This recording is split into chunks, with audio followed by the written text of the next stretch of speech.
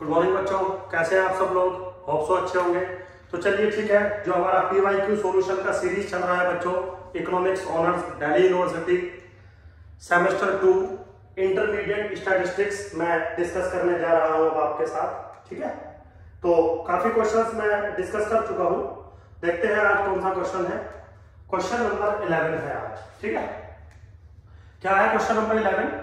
A random sample of 1000 workers from South Indian shows that their mean wages are 47 per hour with a standard deviation 28। ठीक है, तो 1000 workers का sample लिया from south India, उनका जो wages है per hour average है 47 और जो स्टैंडर्ड डेविएशन है वो है 28। ठीक है, a random sample of 1500 workers from North India gives a mean wage of 49 hours with a standard deviation 40.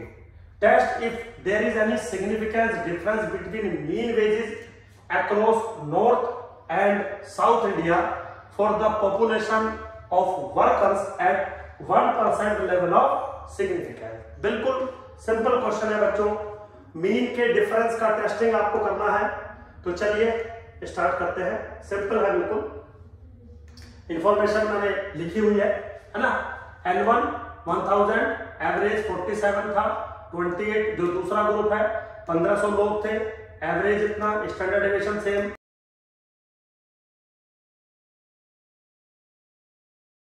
L5 जितना।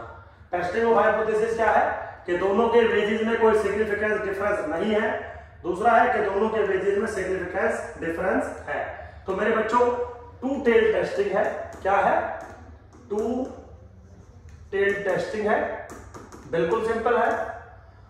अब टेस्ट स्टैटिस्टिक्स जो बनेगा बिल्कुल simple, under H0 Z is equal to x1 bar minus x2 bar divided by under the root of S1 square by N1 plus S2 square by N2।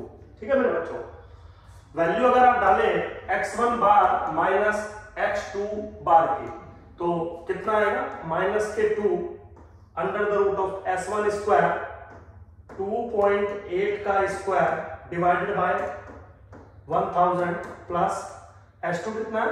40, तो ये कितना? 28 नहीं 2.8। एक सेकंड मुझे चेक करना पड़ेगा। 40 और 28, ये 2.8 नहीं है बच्चों, 28 है, क्वेश्चन में 28 है।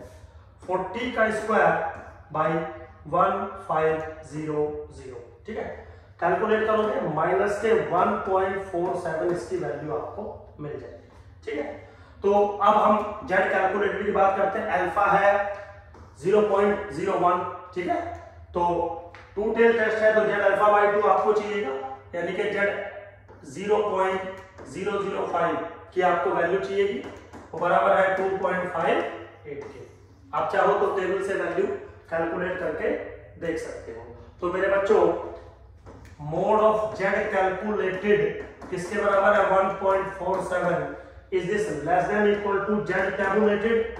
यस, इसका मतलब we do not reject the null hypothesis, तो wages are not significantly different, ऐसा रिजल्ट दे रहा है। अब अगले वाले क्वेश्चन पे चलते हैं। नेक्स्ट जो क्वेश्चन है मेरे बच्चों, एक बार थोड़ा रीड कर लेते हैं उसको। क्या है? Two different computer process are compared by measuring the processing speed for different operations performed by computer using the two processor. If 12 measurements with the first processor had a standard deviation 0.1 gigabyte and 16 measurement with the second processor had a standard deviation 0.15 GHz, can it be concluded that the processing speed of the second process is less uniform? Alpha is this one, level of significance, what assumption must be made as to how the two sample are obtained, how the two sample are obtained। चलिए बच्चों देखते हैं simple. तो N1 12 है, S1 0.1, N2 16 था, S2 0.15।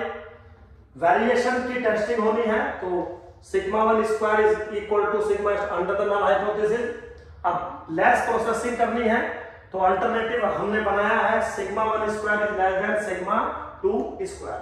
तो मेरे बच्चों यहां पर वेरिएंस के रेशो की टेस्टिंग बनेगी। अब वेरिएंस की रेशो की टेस्टिंग अगर बनेगी तो एफ स्टैटिस्टिक्स बनेगा, और आपको पता है एफ स्टैटिस्टिक्स कैसे डिफाइन होता है, F is equal to S1 square by sigma 1 square divided by S2 square by sigma 2 square.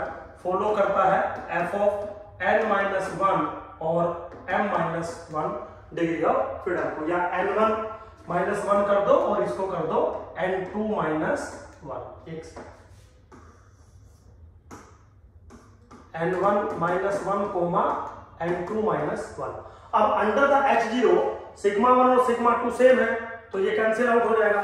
तो F कैलकुलेटेड किसके बराबर बनेगा मेरे बच्चों, S1 square by S2 square. अब वैल्यू आपको दी गई है 0.1 का स्क्वायर डिवाइडेड बाय 0.15 का स्क्वायर। बिल्कुल लिटिल बिट आप कैलकुलेशन करेंगे तो वैल्यू आ जाएगी 0.444। अब यहां पे अगर आप F की वैल्यू देखेंगे, लेवल ऑफ सिग्निफिकेंस कितना दिया हुआ था, एक सेकेंड, लेवल ऑफ सिग्निफिकेंस लिखना हम शायद भूल गए। लेवल ऑफ सिग्निफिकेंस एक बार चेक कर लेते हैं, 0.05, ठीक है, 5% लेवल ऑफ सिग्निफिकेंस है। चलिए जी 5% लेवल ऑफ सिग्निफिकेंस है तो F of 0.05 at degree of freedom 1150 n-1 n1-1 n2-1। now this is 2.04। ठीक, अब अगर आप गौर से देखें मेरे बच्चों तो f calculated is less than f tabulated।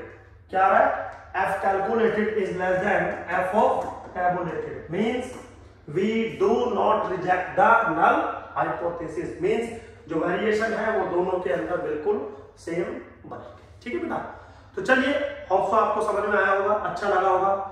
मिलते हैं नेक्स्ट वीडियो में बच्चों, थैंक यू वेरी मच।